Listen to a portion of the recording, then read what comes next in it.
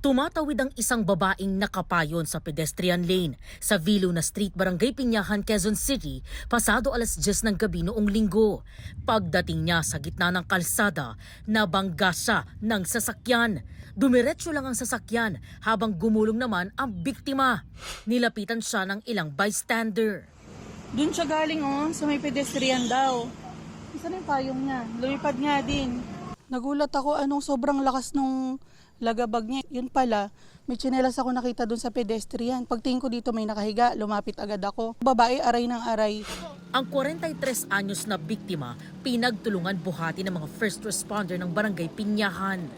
Likod po niya masakit po, ma'am. Tapos yung labi niya, ma'am, mayroon po siyang sugat. Tapos yung mayroon din po siya sa paa. Patawid lang daw po siya. Tapos sabi ko po kung nakita niya kung anong nakabundol sa kanya, hindi daw po niya nakita. Naiwan sa kalsada ang mga nasirang bahagi ng sasakyan. Gayon din ang payong at tsinelas ng biktima. Ayon sa biktima, galing siyang trabaho sa isang bahay ampunan at pauwi na raw sa Malabo nang mangyari ang insidente. Tumawid ako, walang sasakyan doon. Kasi nasa pedestrian naman ako eh. Sugat sa yung bukong-bukong, tapos yung tuhod, tapos yung sa shoulder ko, tapos yung tagiliran ko sobrang sakit. Saka yung ulo ko parang namamagal. Hindi ako makabangon eh. Tapos yung likod ko, yung may fracture ata. Sinabi, yung nagdudugo yung kidney ko tsaka yung baga ko. Ako lang yung may trabaho sa amin.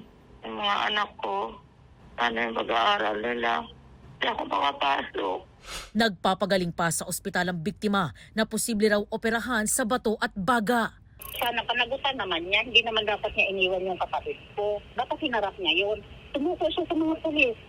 Ayon sa barangay, ilang saksi ang nakakuha ng plaka ng nakabanggang sasakyan na kanilang isinumite sa pulisya. Patuloy ang investigasyon ng Quezon City Police District sa insidente. Sinusubukan pa namin kunan ng pahayag ang Land Transportation Office o LTO kaugnay nito. EJ Gomez, Nakatutok, 24 Oras.